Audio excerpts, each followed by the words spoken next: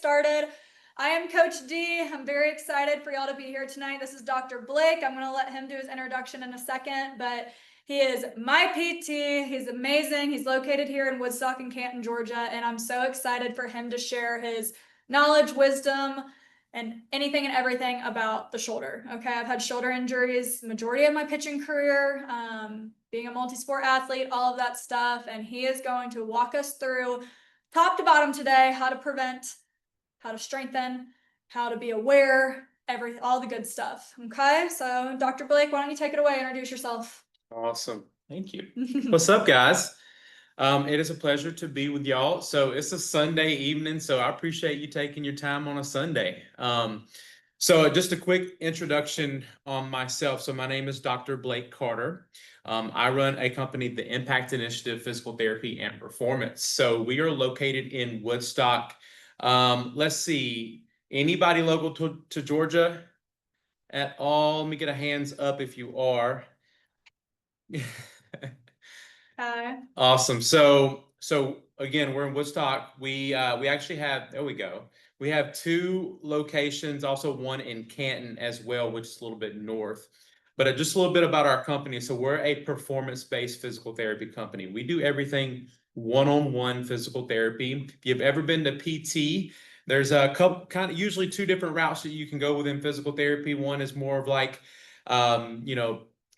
typical kind of corporate setting physical therapy where there's many patients with one therapist. We do things a little bit different. We're more fitness forward. We work with a lot of athletes. We've treated hundreds of athletes, competitive athletes as well. And so I'm excited to be with you guys because we got a lot to talk about.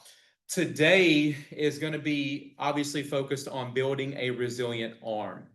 So what I want you to leave with today is some strategies and tips to be able to bulletproof your shoulder. Because, yeah, real quick before I even go any further, can you put in the chat, have you ever dealt with any injuries to the arm? If you've dealt with an elbow injury, just, throw your hand up if you've ever dealt with anything at the elbow.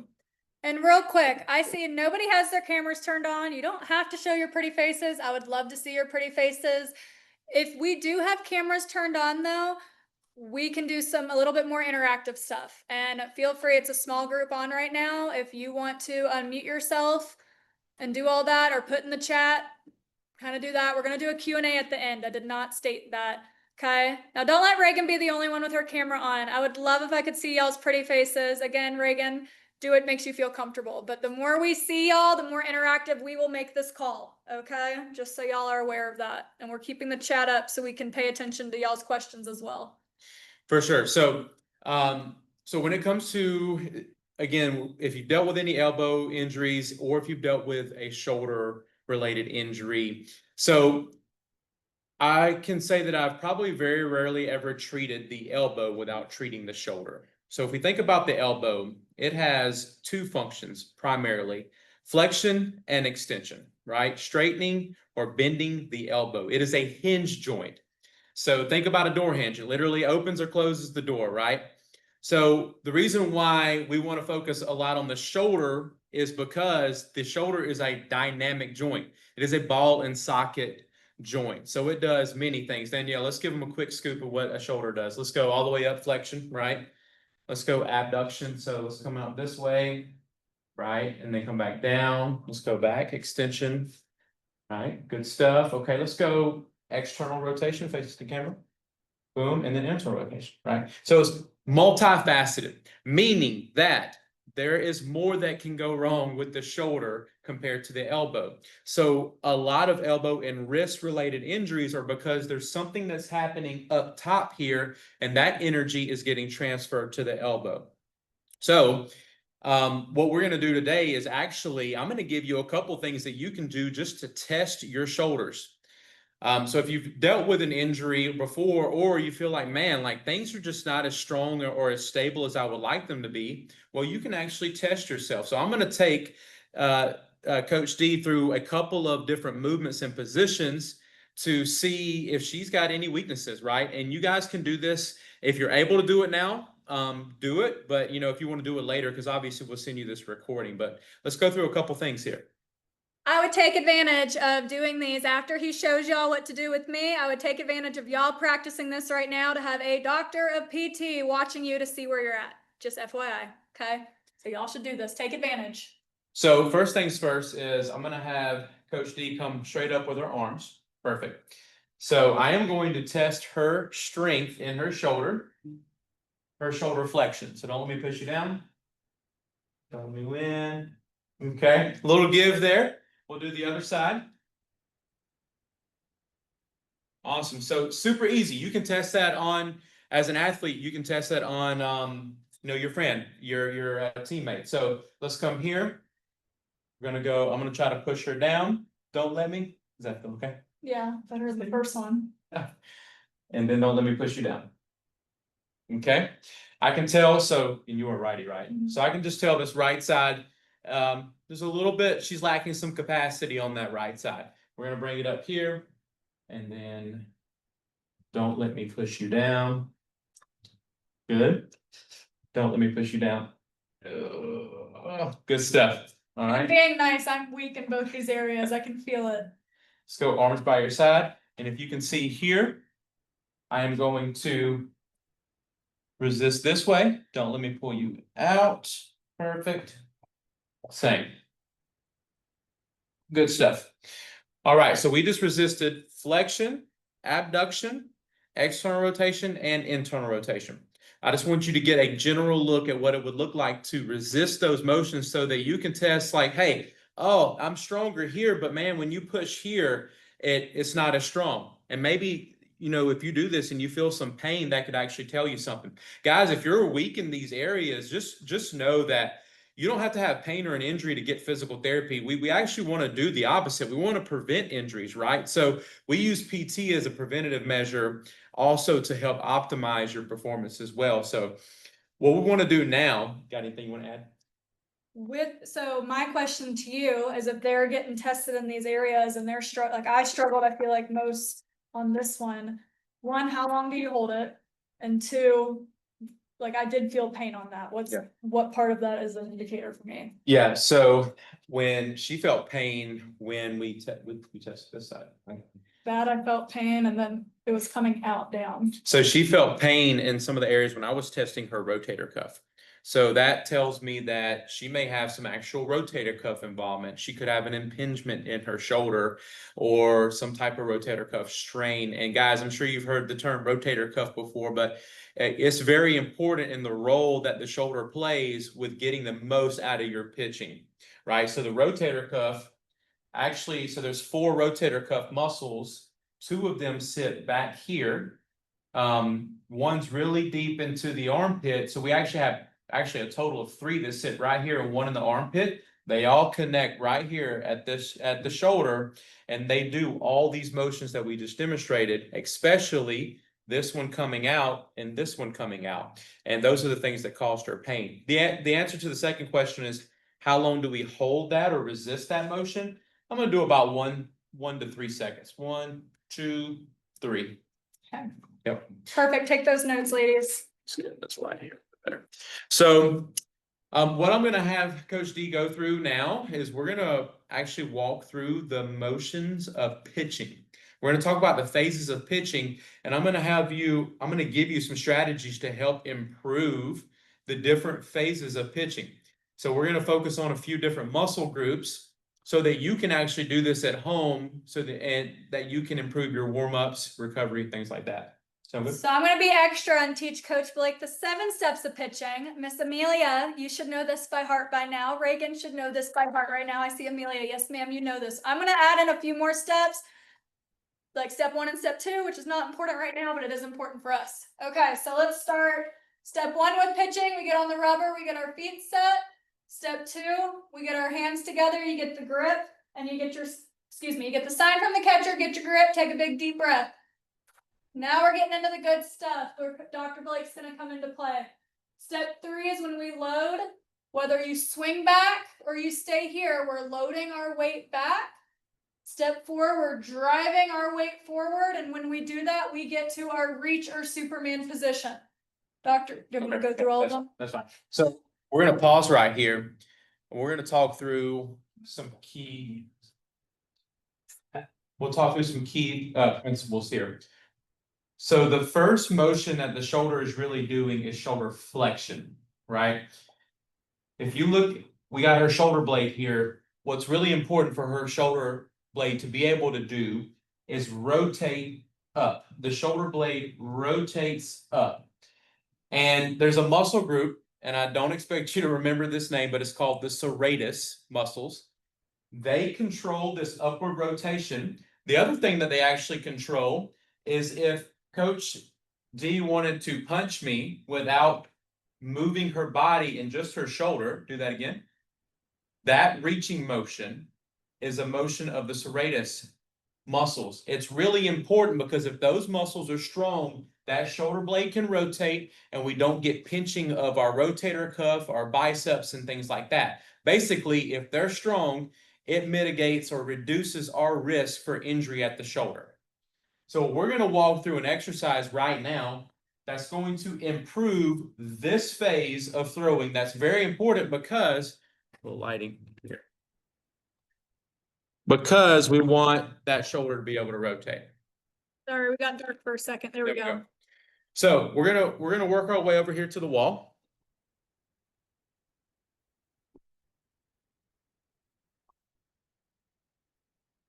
Okay. So let's take that band. So loop band, and it's going around the wrist. There we go. Hold on, ladies. We got to figure out our lighting. All of y'all should have one of these. We use this in all of our workout programs and pitching drills. So I'm gonna have her actually, so she's facing the camera right now, demonstrate. I'm gonna walk you through this exercise before we actually go to the wall, okay? So band is around the wrist. And this exercise is commonly done really a lot of times way too fast. We need to slow things down. We need to do things properly. I'm going to show you how we're going to do that. Forearms are up, just like this. From here, I'm going to have Coach D keep her elbows actually narrowed together. And now she's going to drive the band out. Kind of hard, right? Mm-hmm. Okay. Notice how the elbows don't fly out. A lot of times that's what people do when they do this exercise. Keep those elbows nice and tucked. All right, let's bring it to the wall. So what you're going to do is you're going to, I'll have you keep your elbows nice and tucked. Wrists go out. Here's the key piece. I'm going to have her drive her forearms into the wall. All right, so she's pushing into the wall. Now she's going to slide up. As she's going up, we want to make sure that those elbows don't flare out. Come back down and back. You're pushing out with your wrists, not with your elbows, and you're pushing into the wall and sliding up. What you will find when this is done right, it's pretty challenging. It creates some good muscle fatigue. Your muscles should be on fire when you're doing these. So that helps engage those serratus muscles. It's going to be big for that flexion or rotation of the shoulder blade when we're initiating that pitching. Cool.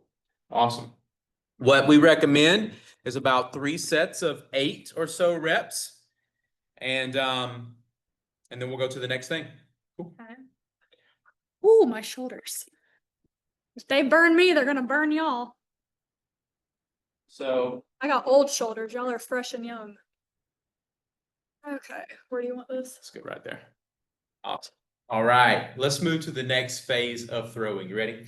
Okay, so we are in the reach position, Superman, which is step 5, and then step 6, we rotate into our K position. Look at that spirit fingers. Let's go.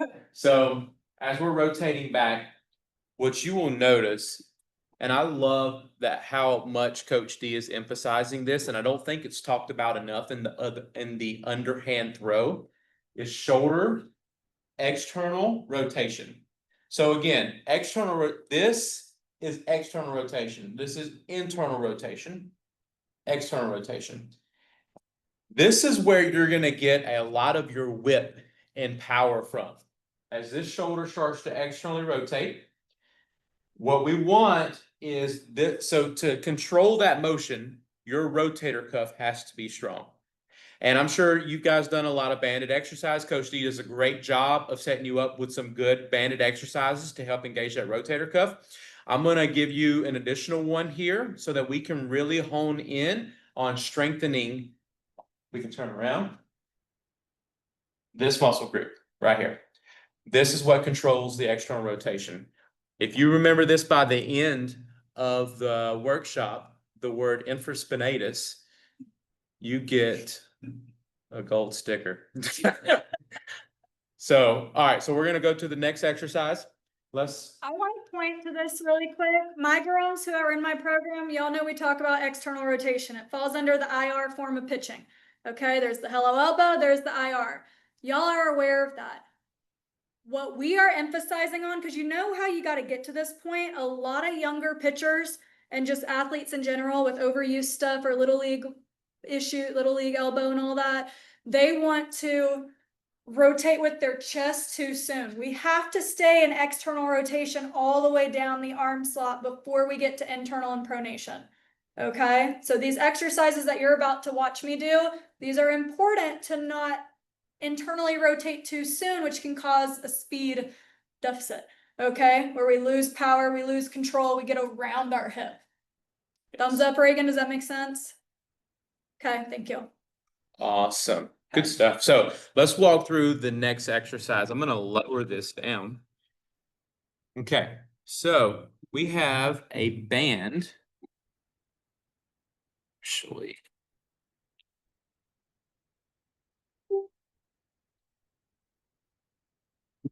Ooh, there we go. Okay, so yes, that arm. She's gonna demonstrate. My weak arm. She's gonna demonstrate on her left arm here. So as you can see the kettlebell, I have a kettlebell here. All you need is something heavy and one of these power bands.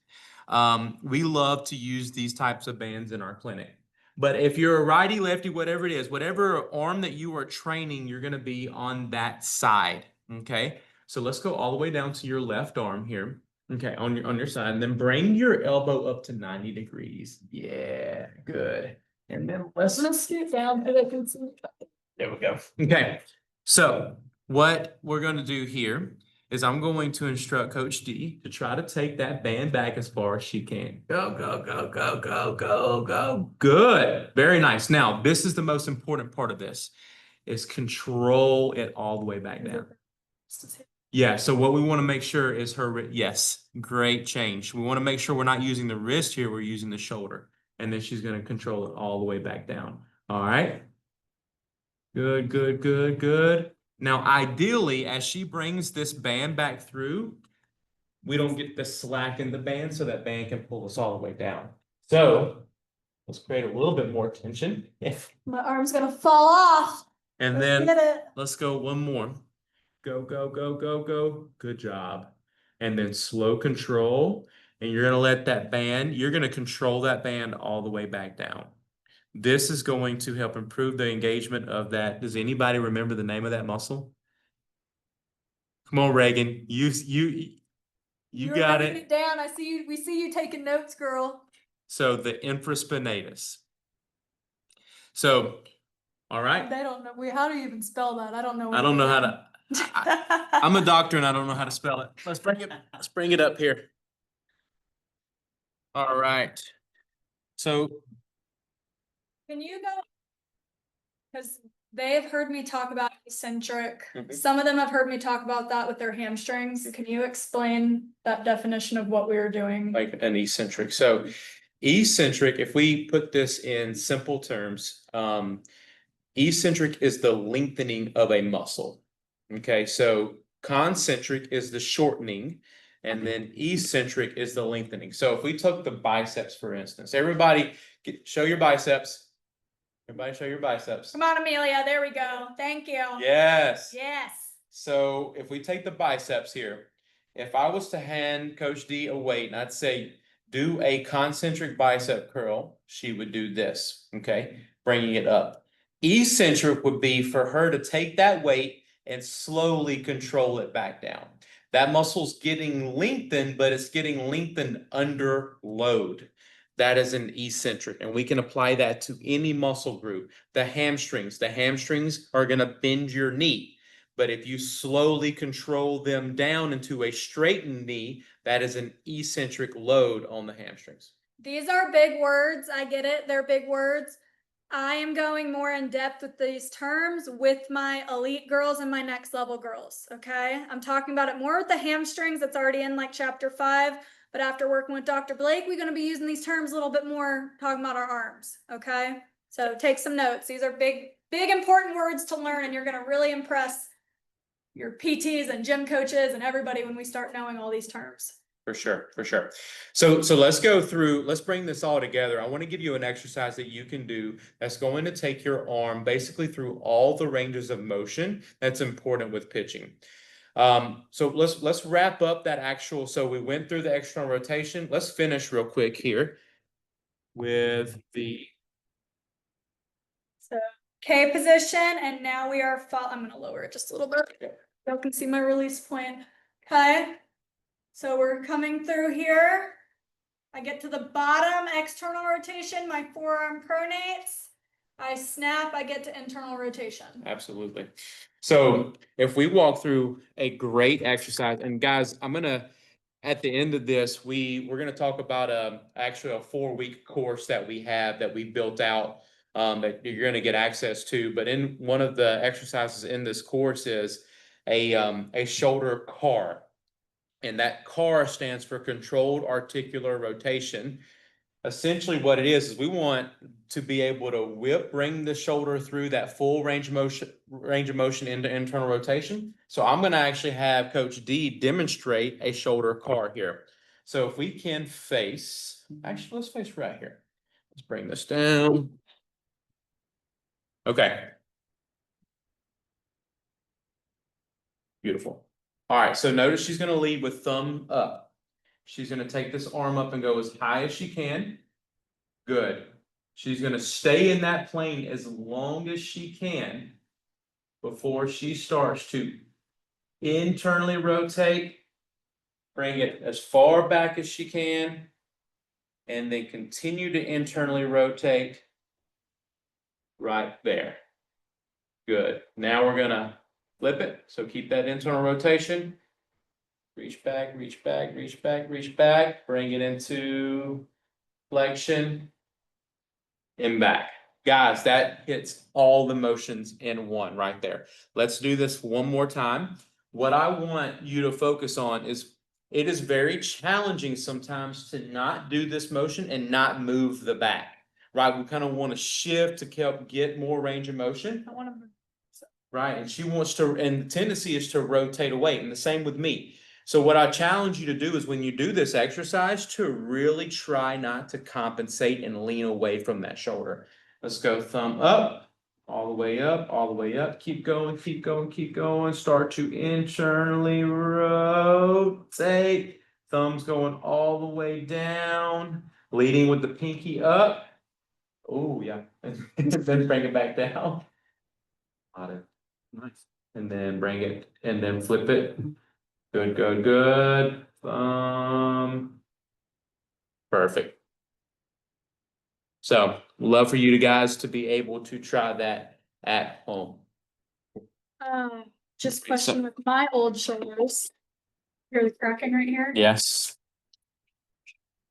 Yep. So anybody can I get a raised hand if you've ever had some shoulder popping before?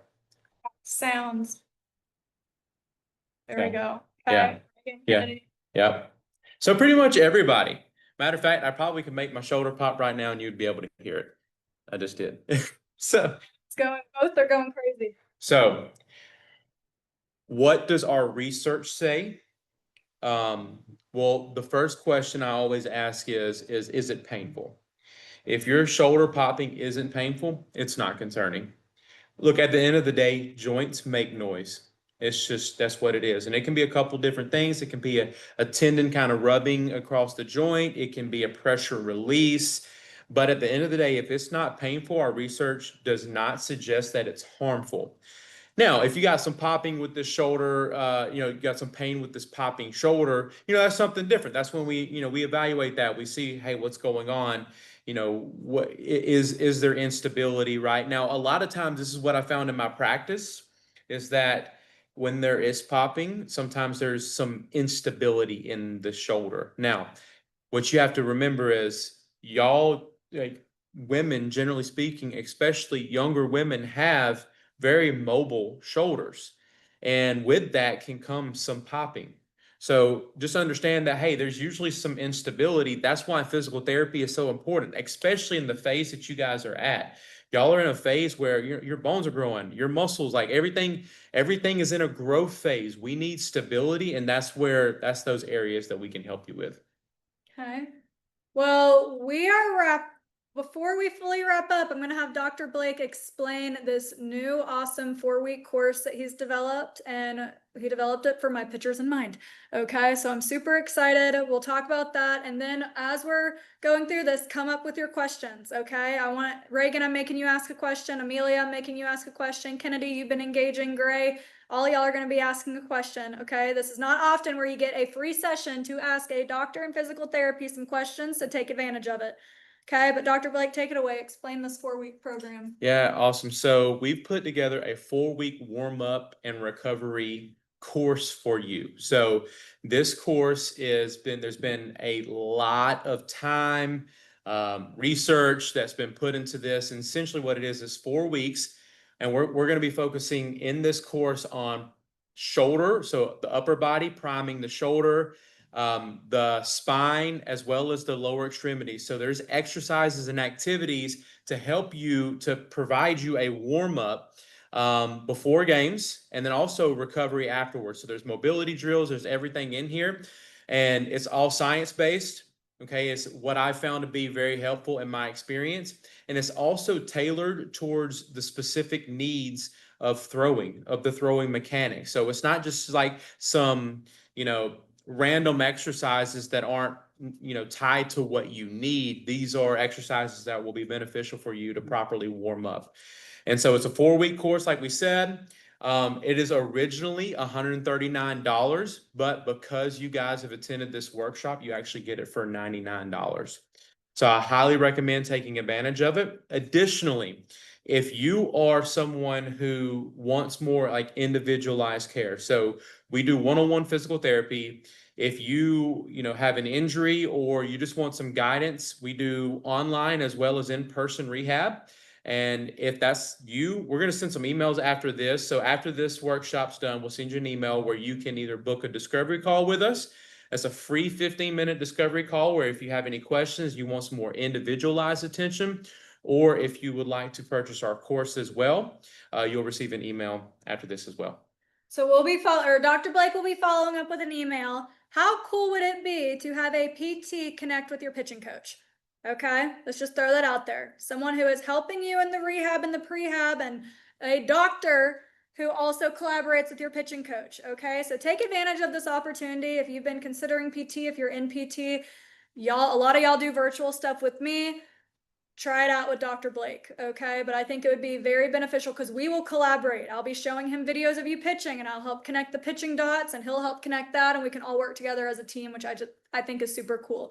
So take a look at the follow-up emails from tonight, and we want to open up the floor for y'all. What questions do you have? Reagan, you get to go first.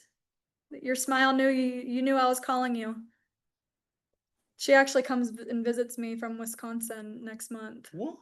Let's go. Okay, so it's like, could icing my arm after games help it be like less sore the next day? So the short answer to that is yes. So icing does relieve soreness. Now, does icing help? That's the question. Generally speaking, does icing help? And I don't want to get too deep into the weeds of like what the research says and stuff, but at the end of the day, when you pitch or you exercise or you work out, right? You're engaging that muscle tissue. You're breaking down tissue in a good way, right? You're breaking it down in a good way so it can build up, right? Well, a lot of times after throwing or exercise or whatever, our body sends blood flow to that area to create healing. So we are naturally healing ourselves. Well, if we want to get very technical with it, ice kind of hinders that healing process because it's cold. It actually reduces blood flow. That's why it feels better. So on one end of the it's hard to give you a straightforward answer. It's like, yes, can it help make it feel better? Absolutely. But is it helping it in the long run? I can't say yes to that. Is it the Band-Aid? It's kind of more like a Band-Aid. And what I recommend is actually proper mobility and blood flow after, right? So it's good to do some exercise. It's good to hop on a bike, things like that. Just getting blood flow throughout your system to pump kind of the inflammatory, like basically to send some good blood flow to the area and it not be limited or hindered by ice. So. To put into perspective, at the D1 level at Kennesaw, after games, pitchers had 30 minutes of cardio. When we were the only ones, nobody else on the field had to, but us pitchers had to go to the weight room and we rode bikes for 30 minutes. It doesn't matter what time of the hour it was, we were forced to do that. Even if I didn't pitch that day, I did 30 minutes of cardio. And just to kind of piggyback on that, it's not that. So if I break it down a little bit further, the other day I'm training for a marathon. I ran 13 miles. Okay. After those 13 miles, I put my body in an ice bath because I was so sore. So it helped the pain, and I was okay with not necessarily getting the benefits of my body, healing itself in that moment. I wanted some relief because my legs were so sore. So you just kind of have to weigh those things, right? And a lot of these questions, a lot of times it's like there's no like yes or no. It's just you have to consider all the facets of it. Perfect. Thank you, Reagan, and thank you, Dr. Great Blake. question. Amelia, what you got, girlfriend? Is it unhealthy that I have never felt? Is it unhealthy that I've never felt my shoulder? Has never popped. Is it unhealthy that your shoulder has Never popped? popped? Never. Definitely not an unhealthy thing. 100% okay. Yeah. And you're one of my young girls too, so is there something that you can talk about? I say like the baby deer phase before puberty really hits. Like we're very Mobile, flexible, flimsy. The 4-week course. Because at the end of the day, we want a good, strong, stable shoulder. So like, especially when you're younger. Oh, there we go. Sorry, I don't know what was going on. When we're younger, like we're super mobile, and you got to think we're taking a very mobile joint and we're putting it through some stress. Doesn't mean that stress is bad. Doesn't mean pitching is bad. Obviously, it's good. But what you are doing is you're increasing that volume. So in response, we want a good, strong, stable shoulder. So to answer your question, exercise, the rotator cuff exercises, some of the things that we talked about today, and as well, it'll be in the course. Thank you, girlfriend. Gray, type something, speak to me, girl. Kennedy, start thinking about something as well. What stretches can I do before and after the game? Yeah, well, that's in the course. That's in the course for sure. Like that. So Gray, that is a question that you will never have to answer again with that course. There's literally 28 total exercises in that course that will help you as far as stretching before and after. Now, are you going to do 28 after a game? No, let's simplify that. You actually, we can pick and choose which ones we need, but when I say there's 28, that means they're in abundance. So you don't have to think about it anymore. You don't have to wonder what you need or have to do. Hey, it's right here, and you're going to be able to actually from that course be able to kind of determine or bookmark the more specific ones that you need based on your needs. And I want to say something to all of this. Kennedy, start thinking about a question, girlfriend, and Jasmine, you too. I want all y'all to ask a question today. We got to start being more disciplined on our recovery. If we have big goals of wanting to increase 3 to 4 miles an hour, or want to throw more pitches or throw more shutouts or no hitters or perfect games or whatever our goals might be, we have to give a crap, excuse my language, about recovery. Okay. So I'm going to be on to my girls who are in my elite program a little bit more about the importance of being disciplined with that. Like it's not, I don't really want to, or I'm really tired. It's no, if we have big goals, we have to take this seriously. And some of y'all have maybe never did that. I'll be guilty, or I'm guilty of not doing it until my junior year of high school, but it was too late. I've already gone through 3 shoulder injuries before my junior year. If I could have started doing PT work and shoulder rehab and all this stuff and post-game recovery at a younger age, I might not have had all those injuries. Okay. So, and those didn't hit me until I was closer to 14 years old. So I was able to get away with a bunch in middle school, but come 14 years old is when my body was falling apart a lot. So from my own experience, this is time for us to be more disciplined in our training and doing things to help prevent that. I don't want y'all to even come close to any of the injuries that I went through.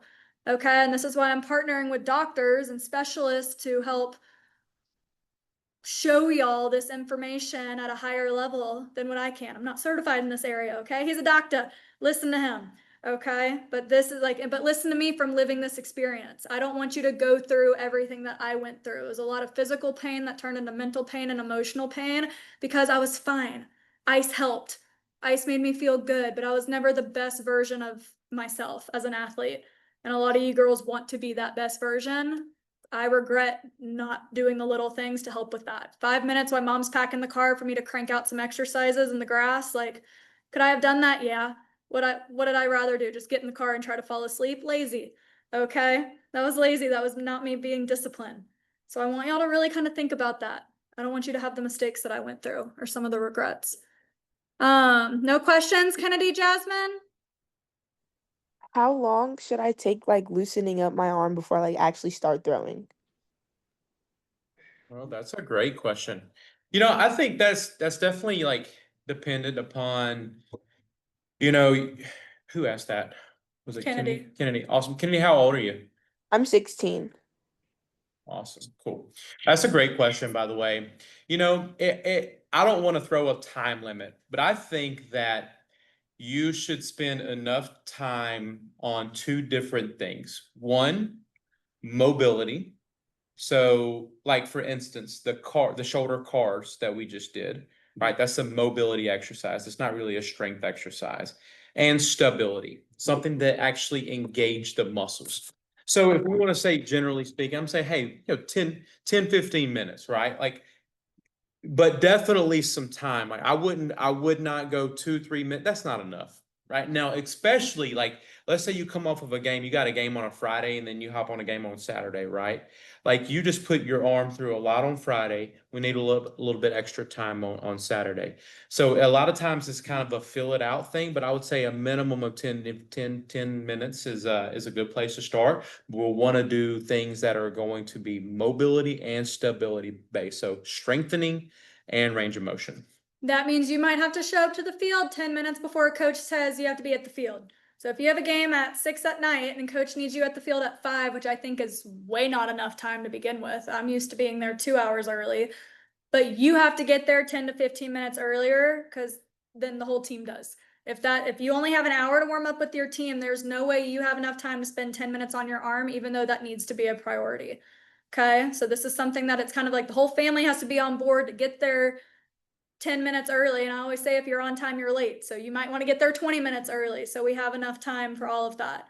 Okay. That's that next level of discipline within your training and your program. Guys, and that's what sets you apart. So if we think about this from just like being a gamer, right? Like someone who wants to achieve, Kobe Bryant, he's just all big about like the Mamba mentality, right? Like showing up early, showing up before you think someone else is going to show up, right? No one's watching. Because then you start to put yourself in as a leader, right? And someone that people want to follow you. So, but when it comes to Jasmine, great question. Signs of arm overuse, or is overuse just a sign of a muscle weakness? Oh, that's a good question, Jasmine. That's incredible.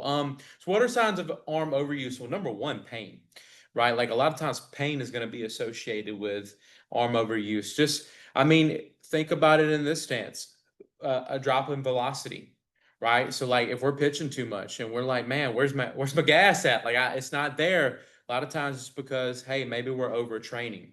So, can it be, I wouldn't say muscle weakness means overuse or overtraining, Say like a loss of mechanics, if their mechanics start to fade away. Sure. Fall under that category. Sure, and what could be happening is, let's say you're not truly using leg drive well.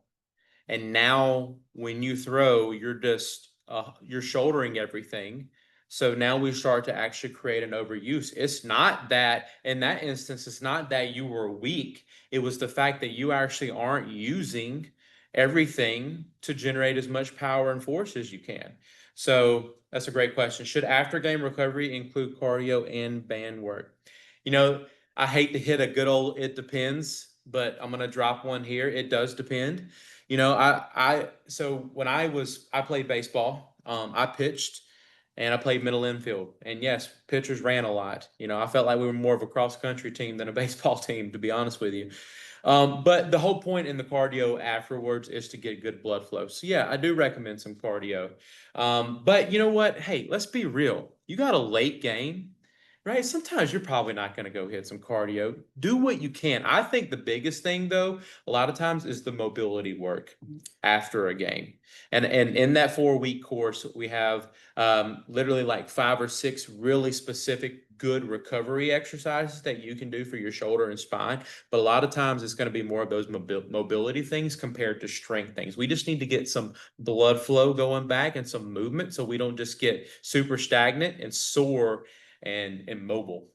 And when I talked about me at Kennesaw State, us doing cardio at the D1 level, you have more resources. 2, we play 2 games max a day. That's it. Okay. You tournament girls are playing maybe 5 games in a day, which is crazy.